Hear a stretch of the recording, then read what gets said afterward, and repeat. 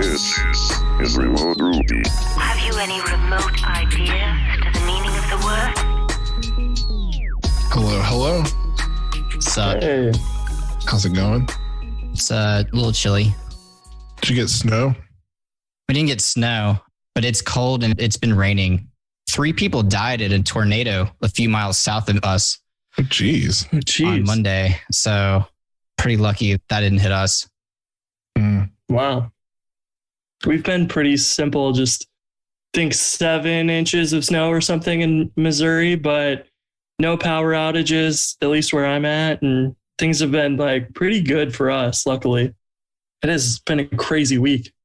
Monday, we got 5.5 inches. And then we had another one Wednesday. It hasn't been above freezing like a week. And so luckily, very luckily in Tennessee, it's not what it is in Texas. But we also still don't know how to handle that stuff here in Memphis either. So we were planning on driving tonight and going to pick up some food and bring it back. And then they shut all the restaurants down because there's a water boil order and no one trusts the restaurants, I guess, to actually boil their water. Anyway, yeah. Thoughts and prayers to people in Texas and Louisiana and every state that's affected. Yeah, I can't imagine what that's like.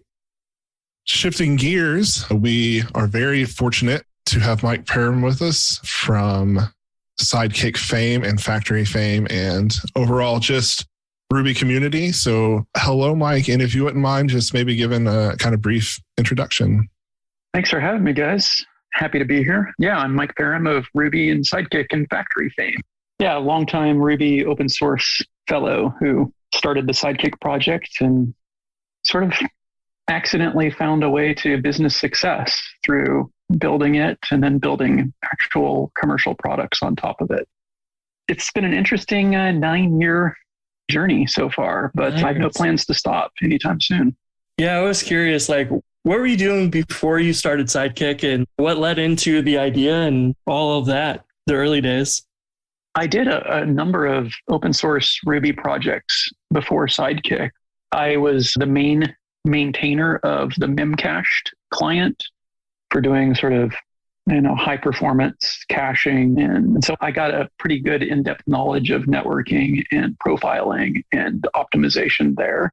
And also as part of my job, I was doing a lot of back-end Ruby services and I found myself building background job systems. I think I built 2 or 3 of them before I came around to Sidekiq. And so Sidekiq was my 3rd or 4th go at building a background job system. And I just decided I wanted to build one for the community, like the best one I could, and sort of radically improve the efficiency of what was out there. Before you had delayed job came out and then rescue came out. And those were single threaded process oriented. So Sidekiq was the first one that used threads, and it really kind of brought multi-threading to the Ruby community. So I remember when I first started Sidekiq, the big drawback to it was you had to ensure that all of your gems were thread safe. And that was scary. And so that was built a bit of an uphill climb where I had to convince people, hey, the gems will get fixed. You just need to open issues. And within 6 months or a year, the ecosystem will be a lot better. And then we'll have this, much more efficient system that we can rely on. And yeah, it took a year or 2, but now we're so much better off for it now. That's awesome. Do you think a lot of just ThreadSafe code in our ecosystem came from just people adopting Sidekiq? I think that was the main driver of finding thread safety bugs in the Rails ecosystem for a long time. I remember that Sidekiq exposed a number of bugs in active record thread safety around the Rails 3.0, 3.1, 3.2 sort of time frame. And then by the time Rails 4 came out, Sidekiq was so pervasive that typically any threading bugs in Rails would be found before the release, the stable release. People that would be running on Rails master would quickly uncover them. And so, yeah, it's really stabilized the thread safety of Rails because it's become so omnipresent. And when you started Sidekiq, did you have plans of it becoming paid tiers, things like that? Or was it just purely an open source project at the time? I was a big blogger at the time. I think that's how people also knew me, was I was blogging a lot. And so I was in a lot of people's RSS feeds talking about Ruby open source and sort of how I was improving things. And I also publicly blogged about how Sidekiq was an experiment in finance for me, because I had done enough open source projects by this time that I realized that burnout was a pervasive issue. And that if Sidekiq became successful, I would quickly burn out because I would just have so much support. And so I blogged about how I was going to run some financial experiments with the project, and I was going to try and sell licenses. I was going to try and sell maybe an open core model. And that is what turns out stuck, was the open core model, was leaving Sidekiq open, but selling a closed source Sidekiq Pro and Sidekiq Enterprise. Seems to have been a decent experiment long term. The initial selling of licenses didn't work out that well, but when I moved to the open core, I immediately had a dozen customers who bought. So I knew that there was some demand there. I just wasn't sure long term how many customers there would be. Am I going to get 100 customers overall? Am I going to get 1,000, 10,000? I had no idea of what the size of the Ruby on Rails ecosystem was, but it turns out there's enough to support me in my business. So it worked out. When you kind of moved to this open core model, did you have both the Pro and an enterprise license at the time? Or were there just like one license?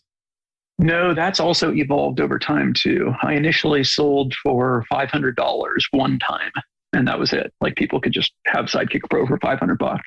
And I quickly realized that if I'm going to maintain Sidekiq for the next 10 years, I'm going to need people to be paying every year to keep those bug fixes, to keep improvements flowing steadily. Otherwise, over time, everybody would buy it, and then nobody new would be coming into the community, and my income would dry up. So I increased the price to $750, and I increased it to $950. I moved from one time to annual. And then once I went solo and actually started doing it full time as my own business, I then introduced Sidekiq Enterprise, which moved from a all-you-can-eat sort of pricing model for Sidekiq Pro to a usage base. So the larger your cluster of the Sidekicks in production, the more your license price is. So I guess more of a usage pricing model. So I had heard about Sidekiq a lot. In my first job, my first professional Rails job, I think we used Rescue maybe. And so I didn't, really have a chance to use Sidekiq except on personal projects. And it's just recently that at Podio, we migrated to Sidekiq Enterprise. And it was like this, I don't know, it was like this whole world was unlocked for us, because these problems we kind of have at scale, all of a sudden we had solutions for. And like the one I tweet about, and we've talked on Twitter about, for example, and I think that's a pro feature, maybe not even an enterprise feature. I don't know. It's interesting because it feels like there's this level of programming where it's like, oh, we can actually put things in the background in Rails, and we can put, I don't know, quite a bit in the background and things are good. And then you keep unlocking these worlds, and it's really cool. And I love it. It's the age old question of build versus buy. I like to tell people that I don't sell anything that you can't get as an open source extension somewhere. GitHub has a vast array of third-party Sidekiq plugins. What I do sell, though, is a dozen plugins which are all integrated well together and maintained. And that's what you can't get with open source, is you can't get good maintenance and good support. That was a question I've been curious to ask, is when you're searching for things about Sidekiq, if I'm looking for API docs on batches, right? I'll see like other libraries that aren't from Sidekiq, but they're like Sidekiq Dash, and it's like open source versions. Do you ever feel that like that is any kind of like issue for your business? There's the question of trademark, and are you confusing somebody by marketing a gem as Sidekiq Dash, whatever. I tend to be reasonably permissive. What I tell people is I maintain the Sidekiq project, Sidekiq Pro and Sidekiq Enterprise. Everything else is third party, and I don't provide any support for it. I don't say anything good about it. I don't say anything bad about it. It just is. It's something that's out there that if people want to use it, that's their choice. But what I do tend to do is tell people, if they're using third-party plugins, that I don't know what that could do to the rest of the system. Any gem can destabilize functionality, can add a memory leak, can add CPU performance issues. You just don't know, right? Because the Ruby ecosystem is so, you can monkey patch anything in Ruby, right? So you just don't know what that's going to do. So if someone is using a third-party plugin and they're having problems, I tell them, well, you can open an issue with that project and see if they can help. But I'm not making any guarantees or warranties if you're throwing in sort of random extensions. I actually have an example of that. I was working on an application one time and we were having memory problems with the application, and I was kind of new on the team. So I added in a few random tools. I can't remember them off the top of my head to find the memory leaks and try to diagnose what was going on. And it was a third-party Sidekiq plugin that was causing the majority of the memory leaks. So yeah, it happens. I mean, I'm not saying it's frequent, but again, it's one of those things where you just can't predict it. You don't know what's going to happen. Yeah, I imagine it's incredibly difficult for you to even try and offer support for that because it's something you're not familiar with. Trouble supporting my own stuff and making sure it works well with everything. To bring in a whole new other set of projects that I don't control or maintain and have no say in, that's a bit of a tall order. Along those lines, how does Active Job play into all of this for you? Yeah, so Active Job it's a sort of a lowest common denominator API to make all background systems look alike, but it's just that, it's lowest common denominator. It can't support the full breadth of all the Sidekiq functionality that I provide. So I like to tell people, listen, you can use Active Job and use that to port to Sidekiq, but if you're using Active Job with Sidekiq, what's your intent there? Are you planning to migrate to some other system? And if so, what possible system in the future? I don't know. By using Active Job, you're also possibly losing a bunch of Sidekiq functionality. Again, it's almost like that going back to the third-party Sidekiq plugin thing, which is I don't control Active Job. I don't know what directions it's going to go in the future. So I tell people I will make Sidekiq work as good as I can with it, but I'm a third party to Active Job. They have to make sure that Active Job works with Delayed Job, Rescue, all the other systems out there. So there's a lot of Sidekiq functionality that they simply can't support. And it's difficult for me to make that functionality work natively with Active Job, as opposed to my own APIs, which I have 100% control over. It makes a lot of sense that Rails wants to provide a way to send emails by default in the background, and having a very simple wrapper around background jobs makes sense. But when it comes to being deliberate about writing background jobs and things, like, you almost always are going to want to go directly to Sidekiq or whatever you're using, because you can take advantage of all of those features like they were built and intended to be used. Yeah, exactly.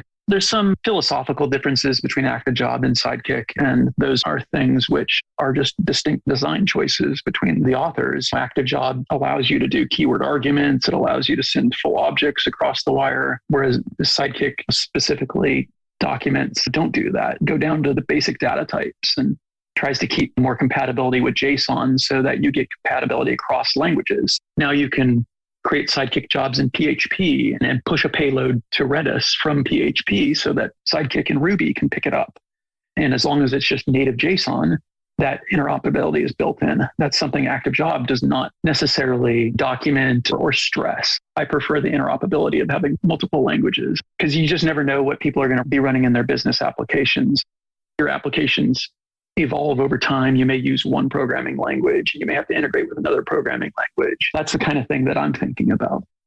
It's interesting to hear you actually explain that, because I've used Sidekiq on every application I've ever worked on, and I have almost primarily used it through Active Job.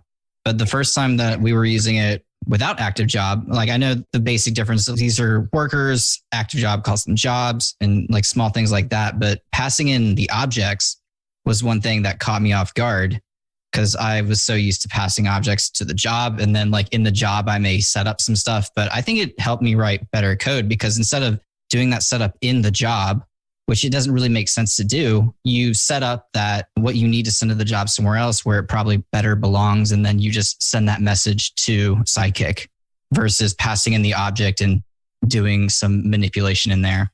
Yeah. And what Rails doesn't tell you is that when you send that object across the wire, you're not actually sending that distinct object, right? So if you set a bunch of instance variables in that object, those are not getting serialized and going over the wire. It's literally just passing the ID over the wire, just like you would do with Sidekiq anyways, if you were to do it manually. So you're losing that state. The object is essentially just the wrapper. So yeah, it's that kind of, policy of least surprise is a sort of a development mantra. Sidekiq, I like to be a little more explicit than I think Rails likes to be. Rails is a little too magical for my tastes, but that's one example of it. we're kind of finding now, because we've been active job folks at Podia, and now we're writing jobs that aren't like, they're just pure Sidekiq jobs because we want to utilize the new enterprise and pro features we have. So we're kind of at this weird crossroads where we have a jobs folder with 2 different APIs and which one do you call? And it kind of makes me want to argue for maybe let's abandon active job and go more towards the Sidekiq model. There's no reason why you can't run both in parallel. You can always have a jobs folder with your AJs, and you can have a workers folder with your Sidekiq workers. And that way it's clear to anybody who's looking at the code base what mindset to get into when if you're going to create an active job, you put it in this folder, you've got access to this sort of functionality. And if it's in the workers, then you can do this other stuff. It's not to say you can't do both. Sure. So along those lines, we've got Sidekiq, which I feel like everyone in the Ruby on Rails community knows and loves. And then you have another product, though, called Faktory. And at first glance, like I see, it has support for other languages other than Ruby. But more than that, where did Faktory come from? What is it? And would it be any use to us as Ruby developers to choose over Sidekiq? So Faktory came from my just desire to bring Sidekiq to every language, every programming language. So that's the question to you guys. If you wanted to bring the Sidekiq design patterns and infrastructure to every language, how would you do it? And so Faktory is my attempt to do that. It is background jobs that can be executed by any programming language. And it does that by providing a job server that worker processes can pull jobs from. And a lot of the functionality that you find in Sidekiq and Sidekiq Pro and Sidekiq Enterprise is built into that server. So all the worker processes know how to do is pull jobs and execute them.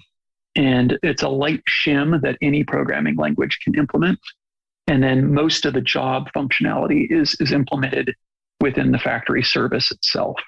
So yeah, we have worker libraries to execute jobs in 6 different of the major languages. I'm thinking Python, JavaScript, Elixir. Well, of course, I support Ruby and Go languages, worker libraries in those languages. So those are first party. And then the open source community provides libraries for Python, JavaScript, Elixir, that sort of thing. So does that make sense? Yeah. Yeah, that helps kind of clear that up. How is the adoption of that compared to something like Sidekiq? The issue with Faktory, it's been slower going. And I think the issue with Faktory, because it doesn't target any one community, no one community has picked it up and run with it. When I introduced Sidekiq, I was very focused on the Ruby community, obviously. And so the Ruby community quickly sort of saw it as the best up and coming system out there and sort of quickly adopted it. That hasn't necessarily been the case for Faktory. So it's been a little bit tougher getting growth and picking up the speed of adoption, that sort of thing. One thing that I'm doing that I'm going to release, the next big release of Faktory, is until now, Faktory started a Redis instance as a child process and used that Redis instance to persist its data. And the issue there is that Faktory had to manage the Redis. And so people were asking, like, what do I do about high availability? What do I do if that node goes down that's running Faktory? Do I lose all my data? And I didn't really have a good answer for that, aside from job queues are typically empty. So if a node does go down during your normal operations, your job queues should be empty and you shouldn't lose much. But the next version is going to add support for bring your own Redis. So you'll be able to just pass Faktory a Redis URL and let's say an Elasticache instance in an AWS data center, and Faktory will use that as its Redis. And now you have Elasticache instance that AWS guarantees is backed up and will fail over if there's some sort of problem. I think that will pick up adoption because now I have got a good story around high availability and that sort of thing. We'll see how it goes, but that's what's coming soon. That's awesome. I actually was thinking about something when you were talking about all the different languages who've written libraries like Python and stuff like that. There was, I would say maybe an experiment you did a while back with Sidekiq and Crystal. Am I remembering that right? Mm-hmm. Yep. I'm curious how that went. Is that something you still have any interest in, or is it just kind of exist? Right. So what happened there, that sort of was the early days of my thought experiment of how do I bring Sidekiq to every other language? And so I started writing sidekiq.js, and I realized I am way in over my head because I don't know JavaScript and the code sucked and I hated every minute of it. So I quickly abandoned that. And instead I said, well, let's find a language that's somewhat akin to Ruby. And so I adopted Crystal, and it turned out it worked really well. There were a couple places where the staticness of Crystal was very much apparent versus the dynamism of Ruby. With Ruby, you can dynamically dispatch to anything, anytime. You can eval and that sort of thing. Crystal can't do that. Crystal, everything has to be statically compiled ahead of time. And that's how it's so fast. But the problem is that you have to dynamically dispatch to a worker class. The crux is constantize. With Ruby, you can say constantize on a string, and that'll give you the class. And then you can just say new on that class and call perform on it. Crystal cannot do that. And so what you do is you wind up building an executable that just is basically, if this, then do this. If that, then do that. Your constantize becomes a giant if-else block with all the known worker names. Anyways, that's getting deep into the weeds. The fundamental issue, though, I found was that I was having to rebuild Sidekiq in that language. And then I'd have to rebuild it in Python. Then I'd have to rebuild it in JavaScript. And that did not scale. I can't do every single ecosystem. So I instead flipped the architecture. And instead of providing a worker process that knows everything and just talks directly to Redis, I instead created a service called Factory that uses Redis internally, but that means the worker process is really dumb and doesn't implement any of the functionality. It's the server that knows about the queues and knows how to do all the logic around jobs and the retries and that sort of thing. So kind of similar to like SQS. AWS SQS is a service and it implements all the things like retries. And so you as a worker pulling jobs off of SQS, you don't think about the queuing and the retries and all that kind of stuff. You just say, give me a job, and then either acknowledge it as successful or it fails and it times out. So that was how I decided to go long-term. Was I'm not going to build in language specific libraries. I'm going to build one service in Go and ship that. And so Factory is written in Go and implements all that functionality. Chris, you know what really just bugs me? It seems like it's on the tip of my tongue. Bugs. Oh, dang it. I knew it. All bugs. Of course. Real bugs, bugs in my app, Bugs Bunny, anything with a bug in it bugs me. I can see why. So I'm asking Chris for your professional opinion as a thought leader in the industry. How should I handle these bugs? You know, I learned in school that honey badgers are really good at helping with bug problems. Do you mean a literal honey badger? Or maybe honeybadger.io. But if I sign up for Honey Badger, what do I get? Well, something that is really useful that actually just saved my butt the other day was their uptime monitoring. Was doing an update on one of my apps and made a deploy and didn't notice right away that it went down. So that was a really good, useful feature there. Not to mention that they've got your error monitoring for those bugs. Yeah. So, yeah. You should go check out Honey Badger, it sounds like. Sounds like it. I know Honey Badger did this, so I'm just kind of curious. Did you ever consider just hiring out contractors to build the specific libraries in a given language? I did. I thought about it for a little bit, and I'm still thinking about that long term. If Factory becomes a success long term, and I'm finding that people can't get support for the worker libraries that are in the language that they want to use, then I could contract someone to maintain them. And to me, that would look like what you're talking about with Honey Badger, or it might look like what Ruby Together does, where they just pay $150 an hour to anybody who wants to contribute to the project. And that way, these libraries do get regular maintenance. They get any new features implemented in them, that sort of thing. Yeah, it's crossed my mind. So far, the need hasn't been there. Thankfully, the people that maintain these gems are typically using them in production, and they recognize that any bugs that need to be fixed will help them too. So it's in their own self-interest to maintain them. So yeah, I haven't had too much of an issue with project abandonment yet. We'll see what that looks like long term though. So one thing I would like to shift gears to now is how you've turned Sidekiq and Faktory into your full-time gig. It's kind of like the dream story for some of us developers.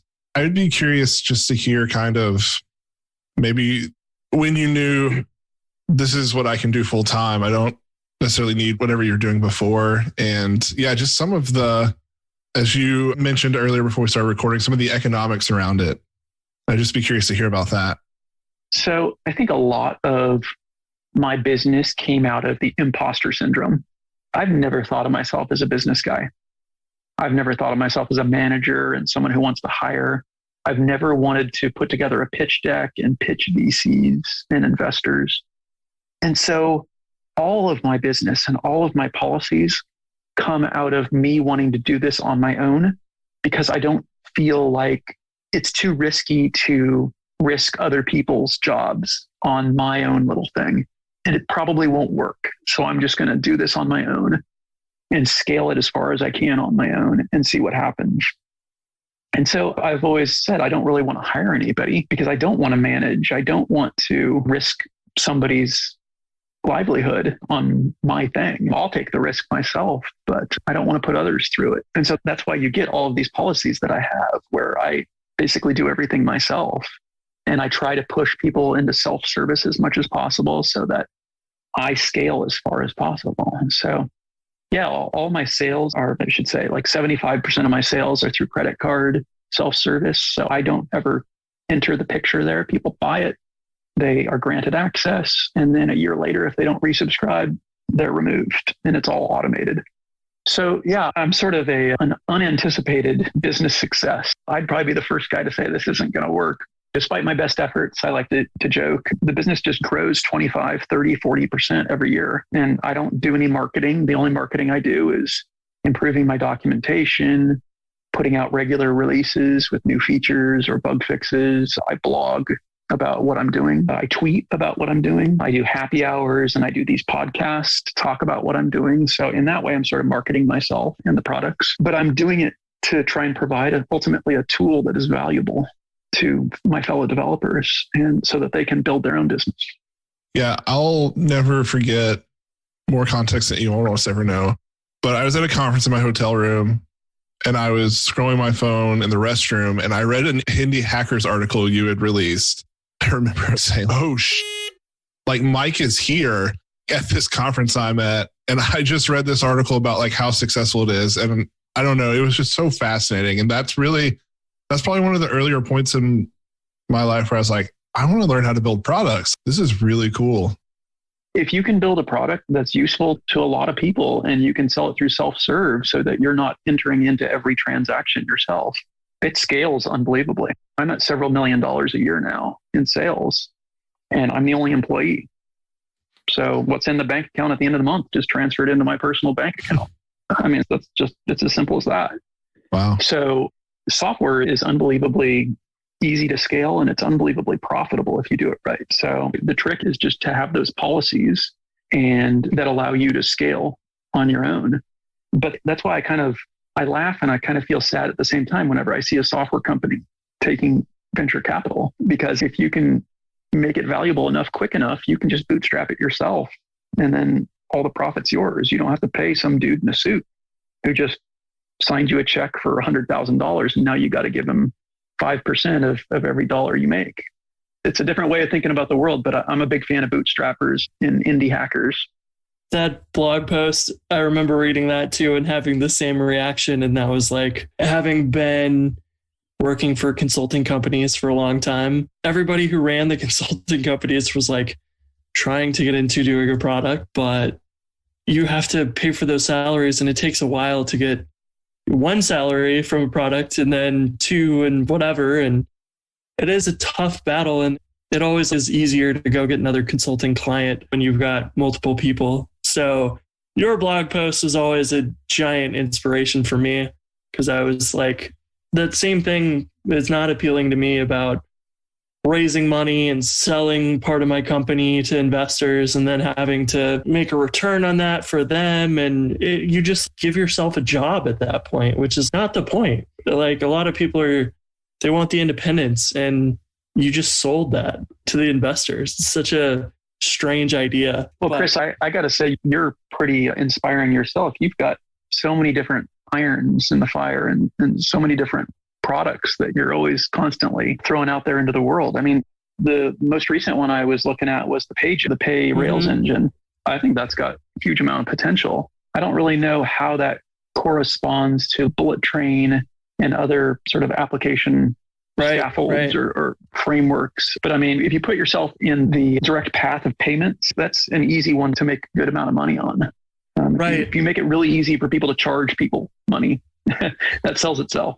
Yeah, I feel like Stripe itself is a really good example of that. That was like their whole goal, and now they're 11 billion or something valuation. And it's the same philosophy that I feel like I picked up from you, which was like, go build something free that's valuable and helps people, and then have your premium version of it that you can offer extra support or extra features or whatever that is that are maybe not as commonly needed for everybody. And Jumpstart is kind of that.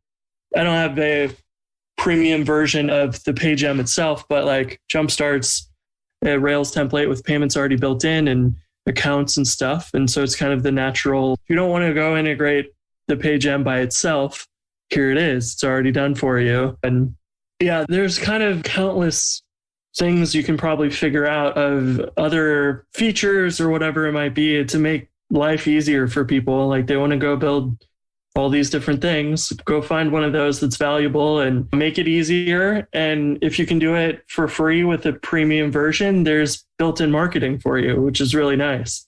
Today's advanced infrastructure or premium infrastructure is tomorrow's foundational requirement. If you can make something that is widely adopted, all of a sudden you're part of the core infrastructure of an ecosystem. And certainly I think there's tons of bootstrappers out there that rely on Rails to get their stuff built as quickly and as simply as possible. And doing things like recurring billing, you could just be part of the starter widget that every bootstrapper wants to use and charge $1,000, $2,000 for that.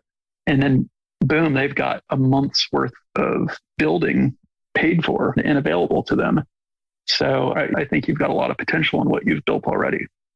Yeah, thanks. I mean, it's funny to finally sit down and chat, because I remember looking up to you for a long time after reading your blog posts and stuff. And that was the dream. I want to do something where it's just me or a small team. Like, I don't want necessarily 10 people relying on me for salaries and all that. That's a lot of stuff that it's a different job, a totally different job.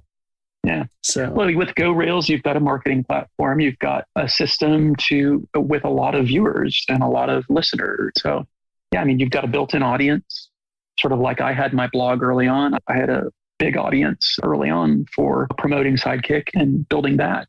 So yeah, I think you're placed really well to be a success moving forward. Yeah, the audience is definitely very valuable. It kind of, anything that you want to test out, you have hopefully hundreds of or thousands of people like willing to go check it out day one, or rather than going around one by one trying to convince people to try it. And I think it's not easy to build the audience, but it is your secret superpower once you can have it. Yeah, the nice thing about an audience is you build trust with them and they trust you. So when you come out with something brand new that nobody's ever seen before, if nobody knows who you are, nobody's going to do anything with it. But if they know who you are and they trust you, they'll take a look at it and they'll play with it and they'll say, hey, this is kind of cool and solves a problem I have. And boom, now you've got a user. And that's the greatest feeling in the world. So yeah, totally. Yeah, keep going with it. You're doing great so far. Do you think it makes sense that people should build stuff? Or I guess you could say that writing blog posts is a sort of a free thing you're giving out to people, but also you could totally just build a really good gem that people use that solves whatever problem. You can build trust in a lot of different ways. And I think it probably needs to be something kind of free like that, so that you can basically just educate people on here's the right way to think about background workers or payments or whatever it is. It doesn't have to be writing a blog or whatever. It could be lots of creative things, your Twitter account even. Yeah, there's different approaches for sure. Someone who I don't think does much in the way of writing or building an audience, but who is widely trusted is Jeremy Evans of SQL fame. The dude just cranks out code all the time. And to the best of my knowledge, he does not blog much or tweet much. I could be wrong. Maybe I just don't follow the right circles to see his output. But I think of him as somebody who is widely trusted by the Ruby community, but who does not necessarily actively try and get an audience. He's just accumulated this audience over a decade of putting out high quality gems all the time. So yeah, he's a good example of someone who just seems to do it for the philanthropy and the enjoyment. He's not looking to monetize anything. And to each their own. Everybody's got their own path that they're going to go down and their own approach. Yeah, I would say Andrew Kane does some blogging, but he's just churning out gem after gem on Sidekiq and machine learning and just all kinds of amazing quality stuff. And he's another person like that I think does tremendous work and has gotten a good following just because of the fantastic work that he's put out there, open source and all that. Well, I like to say that throwing out high quality stuff into the world doesn't matter if people don't know about it and people don't know how to use it. And so teaching is important. And I think if I were to give one piece of advice to those guys, it would be, hey, communicate more, educate, write more long form pieces about what you're trying to do with this. How does it work? Why does it achieve your goals? Why do you think it's better than X, Y, and Z? Because the more you educate people, they will start to trust you and they'll implicitly like you and want to help you because you've helped them by teaching them. I couldn't agree more. Yeah, that is not something I realized when I started doing screencasts. I was just like, I miss Ryan Bates and Railscast and all that. And I was like, maybe that's an idea I could have for a product or whatever. And here we are. But the thing I never deliberately did was I ended up teaching, but I didn't on purpose realize that, yeah, that is the perfect way to build trust. Just teach people stuff. That is the way to do it. Well, Mike, we really appreciate you joining us today. Is there anything else you want to chat about or anything else before we sign off? I don't think we ever did really explain what Sidekiq actually is. Andrew, you're up. So Sidekiq is a Ruby-based framework to perform background jobs, basically. It's written in Ruby. It's for Rubyists. It works amazing in Rails, but I've also seen it used in Sinatra applications. And obviously with Factory, you can use it elsewhere. It's basically for handling like expensive computations or things that are going to like long running jobs and things like that. And you can use it as a part of active job, but as we kind of discuss here, you lose out on some of the benefits. Yeah, I think of, to speak more generically of background jobs in general, I think of background jobs as sort of a unit of work for your business. So if you want to accept a form, or if you want to transcode an image or send an email, all these things are sort of units of work that your business needs to do for some reason. And Sidekiq is sort of a generic framework for doing anything asynchronously as a single unit of work. And then it provides just APIs on top of that to do tons of stuff. So you can do groups of 100,000 jobs as a group, like what's known as a batch, right? So you have things like cron jobs, so you can fire a job every hour or every minute. There's a lot of different things you can do once you have that distinct unit of work. That there's lots of different edge cases and features and whatnot that you can build around that. And of course, it gives you monitoring capabilities. It gives you a web UI, so you can sort of see what's happening in real time, that sort of thing. Yeah, it turned out to be a lot bigger than what I was first expecting when I first started building it. But it's kept me employed for the past almost decade. Go solve some little problem and you're going to have users continually asking for, hey, can we do this? Can we do that? And that's where all these things probably came from with Sidekiq Pro and Enterprise, didn't they? I was absolutely solving my own problem, yes. I built Sidekiq because I was trying to build a better thing than the various solutions I was previously working on. I built Sidekiq Pro and those more advanced features like batches precisely because I needed them at the job I was working in. And so I like to say that my first customer was my employer, because every feature that I rolled out, we were using in production a week later. I was literally figuratively eating my own dog food. But, that's where it came from, is I rolled out these features in production and then I was selling them the next week as part of Sidekiq Pro. And so there's no better way to build a business than to solve your own problem and then roll it out so that other people can use your solution too. I love that. Yeah. Awesome. Well, Mike, once again, very much appreciate it. It was fun to chat with you. Please feel free to join us anytime. Thanks for having me, guys. I will come back anytime, especially when I've got some big news or something like that. Maybe I could use you as a promotion vehicle for further marketing in the future. Yeah, I would love that. All right, rad. Cool. All right. Well, we will talk to everyone next week. Later. Bye, guys. See ya.